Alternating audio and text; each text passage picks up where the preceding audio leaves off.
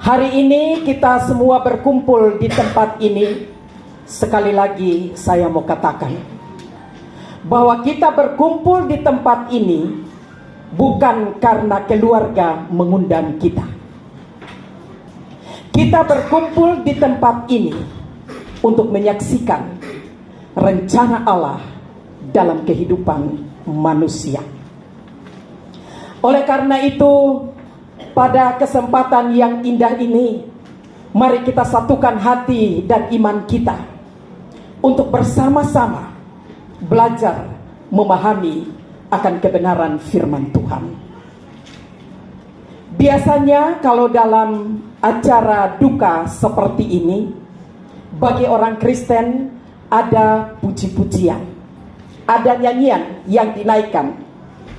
Dan kadang puji-pujian atau nyanyian yang dinaikkan itu satu, bisa saja menghibur, tetapi juga bisa membuat orang hanyut di dalam kesedihan.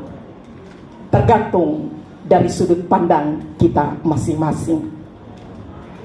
Tetapi juga ada seorang rekan saya, hamba Tuhan, mengatakan begini: jikalau orang sudah berduka, jangan lagi datang membawa masalah, tetapi buatlah sesuatu yang menarik sehingga orang itu menjadi tertawa, supaya tidak larut dalam sedih. Amen. Agar dia bisa terhibur. Amen. Pertanyaannya adalah, penghiburan macam apakah yang harus kita wujud nyatakan di saat kita mengalami kesukaran dan kesulitan? Ada penghiburan yang sejati, tetapi juga ada penghiburan yang tidak sejati. Penghiburan yang tidak sejati adalah dari manusia itu sendiri dan bersifat semu atau sementara. Upaya apapun yang dilakukan untuk menghibur seseorang ada batasnya. Setelah itu mungkin masuk lagi di dalam duka. Tetapi penghiburan yang sejati, yang tadi di ayatnya yang terakhir, menjelaskan kepada kita bahwa tidak akan pernah habis dan sifatnya itu kekal. Olehnya itu, sidang perkabungan yang dikasihi oleh Tuhan kita Yesus Kristus, pada hari ini, sebelum kita mengantar jenazah almarhum dengan hormat Bapak Edi Pardede, maka kita akan landasi keimanan kita di dalam firman Tuhan. Rasul Paulus menuliskan surat kepada jemaat yang ada di Tesalonika, karena jemaat yang ada di Tesalonika ini adalah jemaat yang sementara bertumbuh imannya setelah menerima Injil Yesus Kristus, percaya kepada Tuhan yang adalah juru selamat. Akan tetapi mereka diperhadapkan dengan sebuah kebingungan ketika orang-orang yang mereka cintai, sahabat, kerabat yang mereka kasihi, dipanggil oleh Tuhan. Maka pertanyaan mereka adalah, bagaimana dengan nasib orang yang saya cintai ini? Kalau kami masih ada kesempatan, kami masih hidup, memupuk keimanan kerohanian kami, tapi bagaimana dengan yang sudah meninggal? Pendapat ini dipengaruhi oleh budaya Yunani dan juga Romawi, yang pada waktu itu sangat menekankan tentang kehidupan manusia, harkat, martabat daripada manusia itu. Sehingga mereka ingin untuk mempertahankan, mereka mempertanyakan bagaimana nasib dengan mereka yang sudah hidup, yang sudah meninggal. Apakah nanti kita tidak akan bisa bertemu lagi? Lalu pertanyaannya, bagaimana juga dengan keberadaan kita sekarang ini?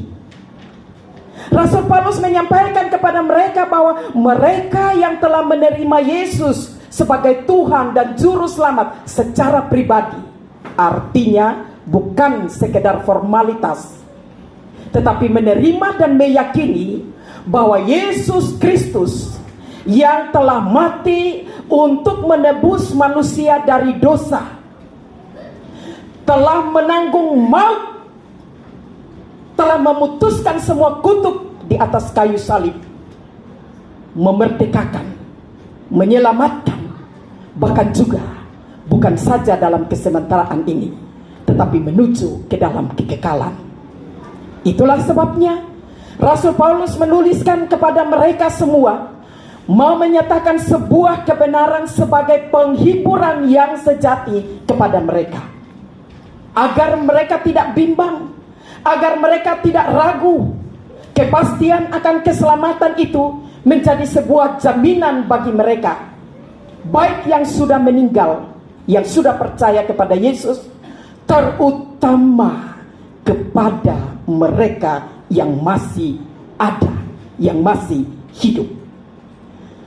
Bapak dan Ibu yang kekasih di dalam Tuhan kita Yesus Kristus, dengan jelas Rasul Paulus menyampaikan dan menyatakan di ayatnya yang ke-13, selanjutnya kami tidak mau saudara-saudara bahwa kamu tidak mengetahui tentang mereka yang meninggal, supaya kamu jangan berduka cita seperti orang-orang lain yang tidak mempunyai harapan. Pada bagian ini Rasul Paulus memberikan sebuah penekanan yang begitu tegas. Saya tidak mau kalau orang percaya tidak tahu akan hal ini. Harus tahu. Tentang apa? Mengetahui tentang orang-orang yang sudah meninggal. Rasul Paulus bilang jangan berduka cita seperti orang lain yang tidak mempunyai pengharapan. Yang Rasul Paulus katakan di sini bukan berarti bahwa kalau suami kita, anak kita meninggal jangan menangis, bukan seperti itu. Tetapi yang dimaksud di sini bahwa duka cita yang dibangun atas landasan yang semu, di luar daripada Tuhan. Rasul Paulus menekankan, kalau yang seperti itu jangan berlarut-larut dan jangan pertahankan. Tetapi yang Rasul Paulus mau sampaikan di sini, bahwa ingat, ada harapan yang pasti bagi orang-orang percaya. Itulah sebabnya Rasul Paulus ingin memberikan penguatan dan peneguhan kepada mereka yang tadi bertanya-tanya, bagaimana dengan nasib mereka yang sudah percaya kepada Tuhan Yesus Kristus dan menerimanya secara pribadi. Rasul Paulus mengatakan bahwa ada satu harapan. Manusia meninggal atau mati merupakan awal kehidupan bersama dengan Yesus. Dan ada satu harapan lagi, bahwa ia akan datang kembali. Itulah sebabnya Rasul Paulus dalam bagian ini dia berusaha untuk menjelaskan kronologi tentang kedatangan Tuhan Yesus Kristus, supaya mereka meletakkan dasar pengharapan mereka pada kronologi yang dikemukakan oleh Paulus. Seperti yang dijelaskan oleh Paulus di dalam ayat ini, ayatnya yang ke-15, ini kami katakan kepadamu dengan firman Tuhan, kita yang hidup, yang masih tinggal sampai kedatangan Tuhan, sekali-kali tidak akan mendahului mereka yang telah meninggal. Sebab pada waktu tanda diberi, yaitu pada waktu penghulu malaikat berseru dan sangkakala Allah berbunyi, maka Tuhan sendiri akan turun dari sorga, dan mereka yang mati dalam Kristus akan lebih dahulu dibangkitkan. Ini sebuah pengharapan, ini sebuah penghiburan. Mereka bertanya dan larut di dalam kesedihan, tetapi Rasul Paulus hadir dengan sebuah kenyataan dan pernyataan didasarkan atas kebenaran yang sejati.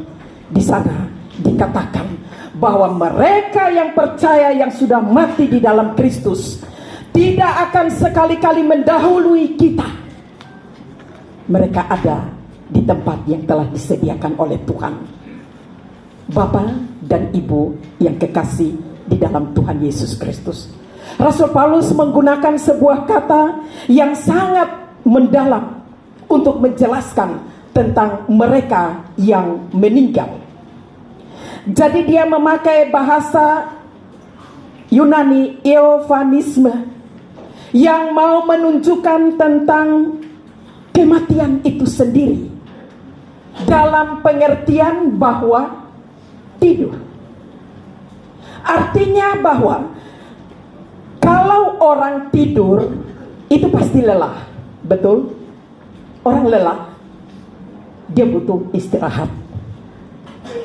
Dan ketika dia tidur, dia tidak akan tidur seterusnya, tetapi ada waktunya. Dia akan bangun dari tidur.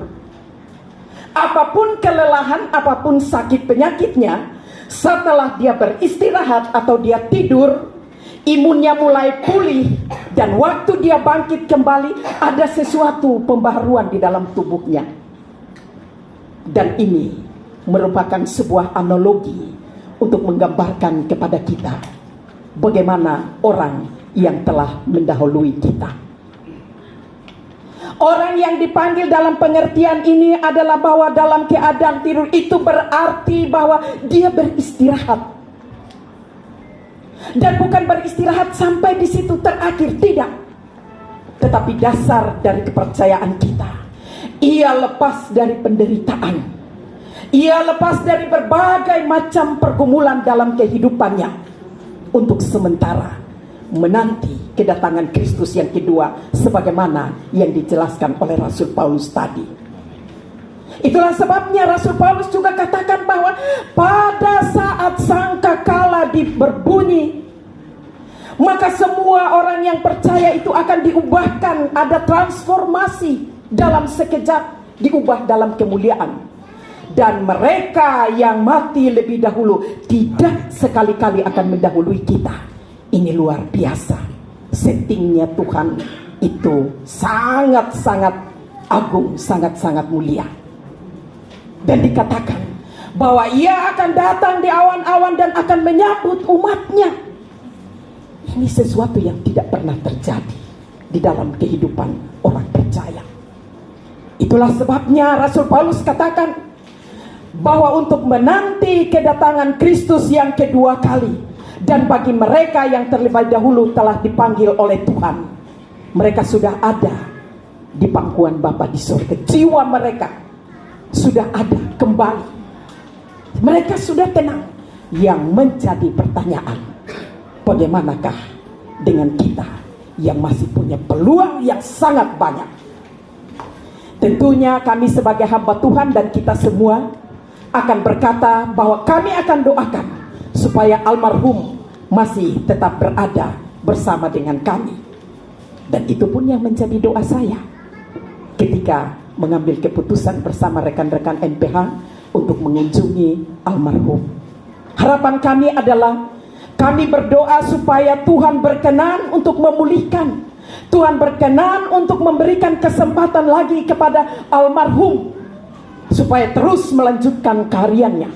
Akan tetapi Tuhan punya rencana yang lebih tepat bagi beliau, untuk menunjukkan kepada kita bahwa hidup ini sungguh sangat sementara dan sangat terbatas.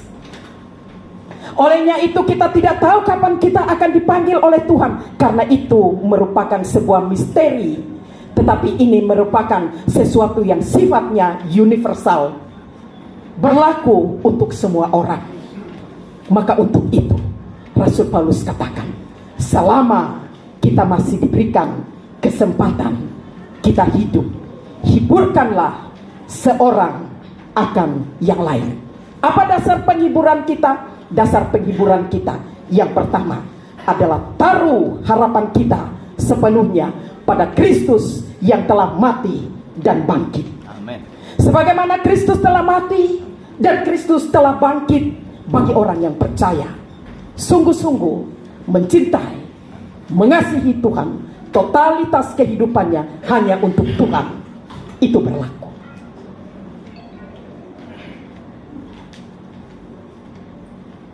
Oleh karena itu, Bapak dan Ibu yang kekasih di dalam Tuhan kita Yesus Kristus, marilah kita benahi kehidupan kita.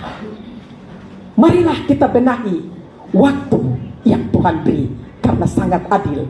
Tuhan beri bagi kita waktu 24 jam. Tinggal bagaimana kita menggunakan waktu itu. Bagaimana kita mengisi kehidupan yang sementara ini dengan sesuatu yang bernilai kekal untuk membekali kita masuk di dalam kekekalan, yaitu sorga. Ini yang menjadi pertanyaan kita.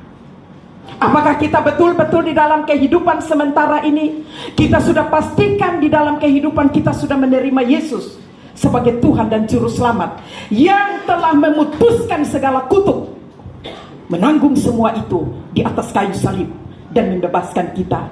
Apakah ini telah kita sadari? Maka kalau ini kita sadari, kita adalah orang yang berbahagia. Amin.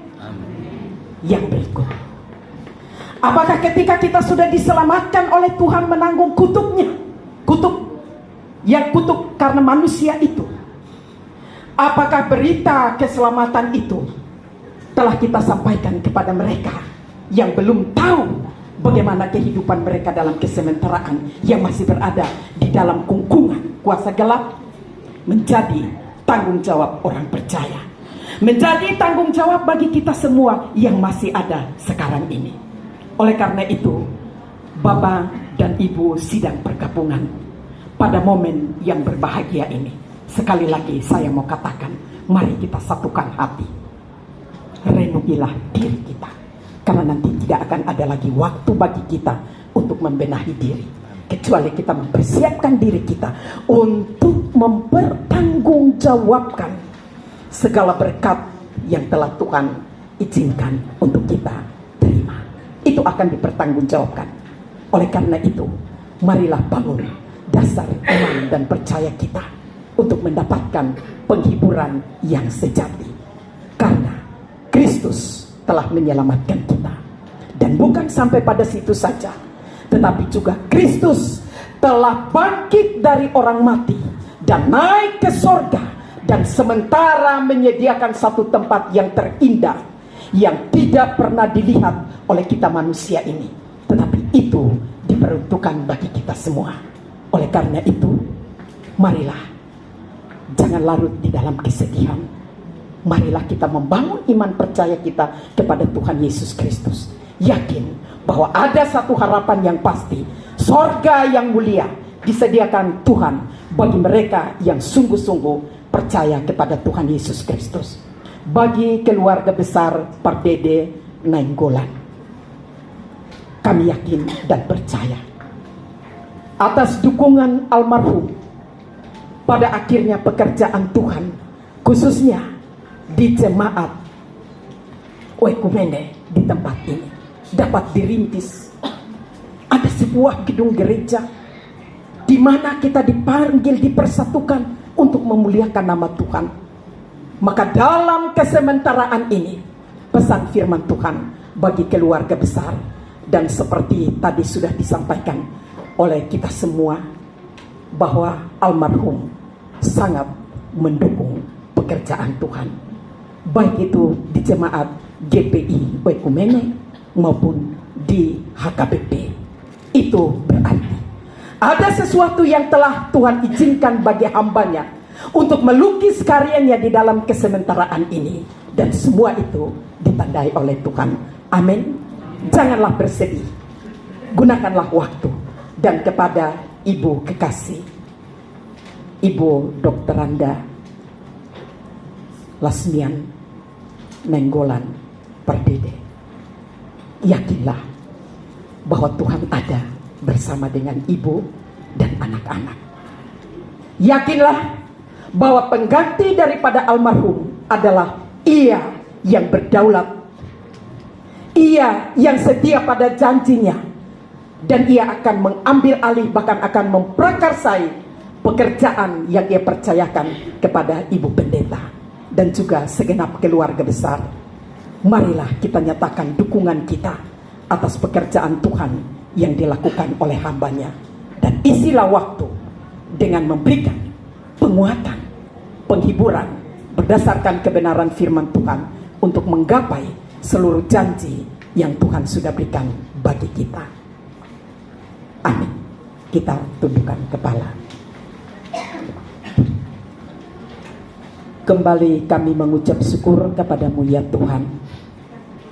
Firman-Mu telah kami baca, dan kami berdoa Roh-Mu yang kudus meteraikan di dalam hati kami, dan mampukan kami terus untuk terus merenung serta mengaplikasikan dalam hidup yang sementara ini, agar kami kuat iman, agar kami teguh menikmati cinta kasih Tuhan, melakukan hal-hal yang mempermuliakan nama Tuhan, memberitakan tentang keselamatan itu, dan membawa jiwa masuk ke dalam kerajaan sorga yang mulia. Demi nama Tuhan Yesus Kristus kami berdoa. Amin.